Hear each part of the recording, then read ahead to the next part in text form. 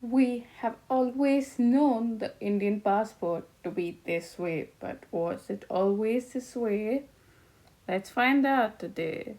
There were no permits, no visas before 1914. In 1931, passport application by Mohandas Karamchand Gandhi can be seen here.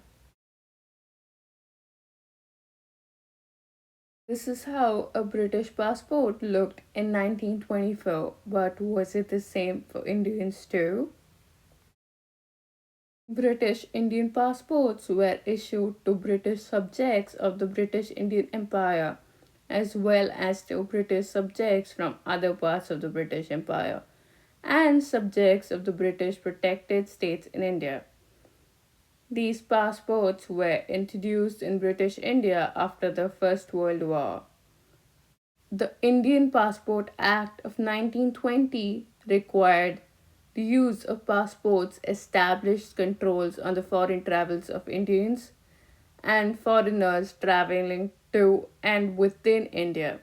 The passport was based on the format agreed upon by the 1920 League of Nations International Conference on Passports. The British Indian passport had very limited usage, being valid for travel only within areas governed by the British Empire, Italian Empire, Switzerland, Austria, Czechoslovakia, Germany, Spain, Norway, Sweden, and Dutch Empire. This is how a visa looked to go to UK.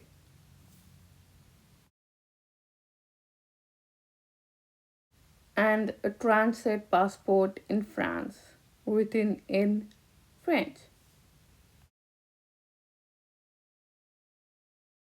This is the passport stamp when you exit the country.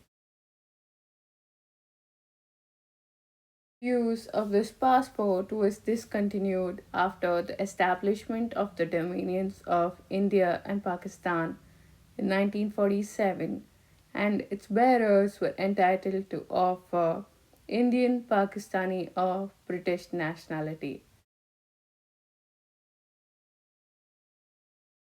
These were the passports of subjects of the British protected states in India, also known as the princely states. The princely state of Bharatpur's passport can be seen here. The passports were issued by the passport offices run by provincial governments and were valid for 5 years after issue. This is the visa permit given at Mumbai.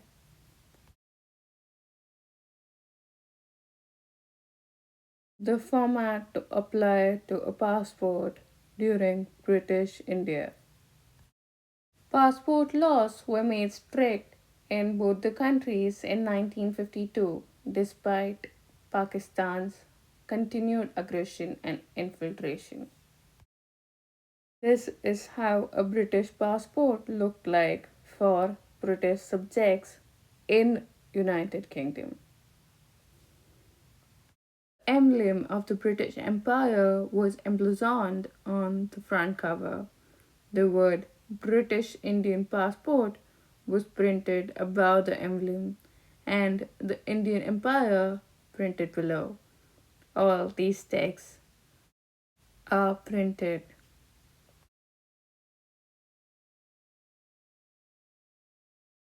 Here we can see the passport of Muhammad Ali Jinnah.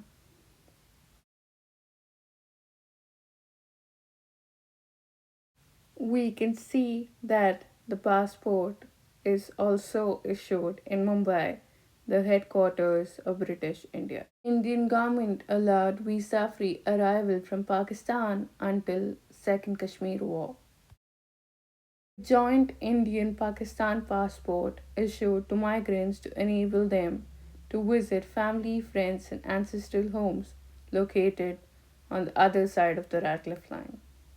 In addition, selected passport offices in India as well as overseas were authorized to issue regular India Bangladesh and India Sri Lanka passport.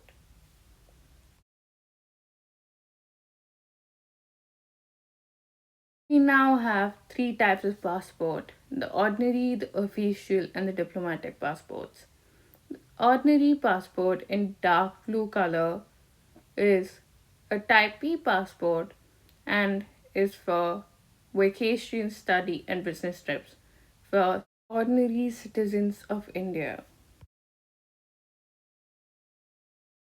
The maroon cover is issued to Indian diplomats, members of parliament, members of the Union Council of Ministers, certain high rank officials. White cover is issued to individuals representing the Indian government on official business. It is a type S passport. The government is trying to upgrade the passports with retina scans of face recognition technology known as the e-passports. If you haven't pressed the bell icon, press it now, and we would love to know your feedback in the comment section below. Till then, love, love.